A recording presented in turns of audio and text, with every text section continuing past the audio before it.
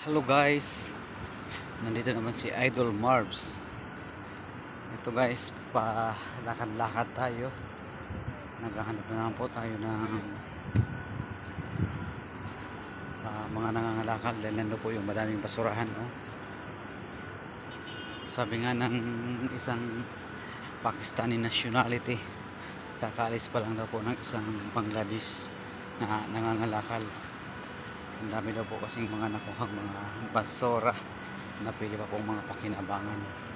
At namumulot din po yun ng mga pwede pa pong may pagluto na mga vegetable po na mga tinatapon na hindi naman ganong sira na, kumbaga nabasa lang, may konting damage yun, tinatapon.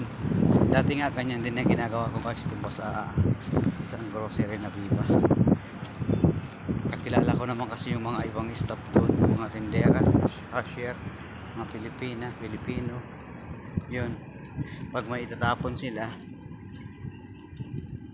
tatawagin ako nila dahil sila na mismo yung magtatabi ng mga pagkain na yun, mga gulay. At pinapamigay rin po natin sa iba na po nating mga kababayan, dahil kababayan naman po yung nagbigay, kaya alam po natin na malinis po yun. Yan. Dito tayo guys sa area ng kung saan guys marami pong mga dumadaan ng mga namamasura.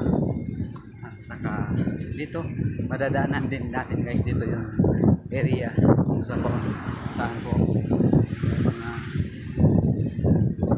nag-washing po ng mga sasakyan. Daan tayo.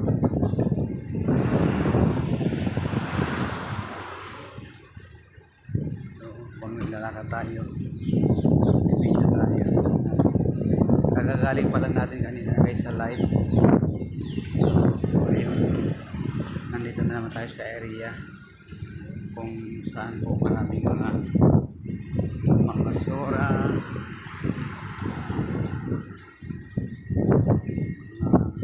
washing. So dito tayo sa area. Kung dumaan tayo dito sa area na exit na para mas madali patungo sa dadaanan natin ng mga basura.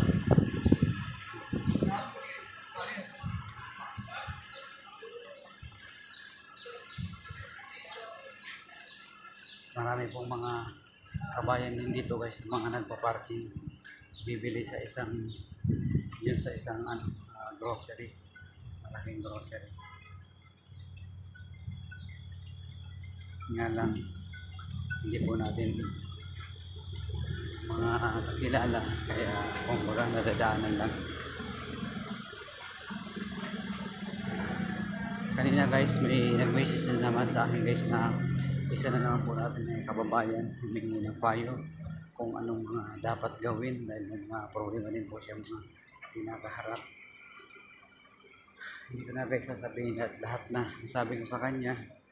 Kung may mga katibayan, kunin mo yun para pag dumating na yung oras talagang punong-puno ka na talaga, pagbigyan mo pa mga isa o dalawang pagkakataon.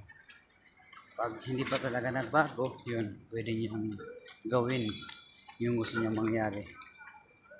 Pero kailangan meron ka pong papakitang mas maganda po na panlaban dahil kung baga punong-puno na siya.